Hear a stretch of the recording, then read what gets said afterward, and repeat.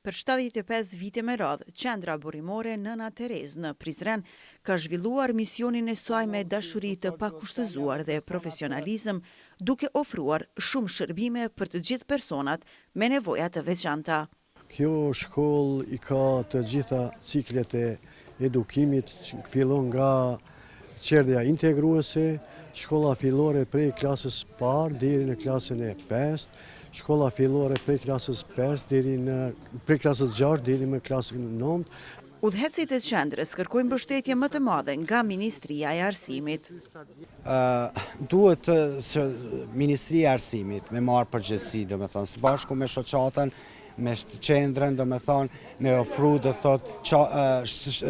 cilësi më të mirë edhe mundësi të barabarta, Ekzistojnë, ide të gjithë shka, po duhet një përkushtim për Ministrisë së Arsimit. Ne kemi, synim kryesor për mirësimin e cilësisë arsimit dhe edukimin bilingual për fëmijët e shurdhër. Përmes takimit të përbashkët, u kujtua rrugtimi i vështirë, por i suksesshëm i këtij institucioni, që sot edhe mbetet simbol i përkushtimit dhe i shpresës për fëmijët me nevoja të veçanta.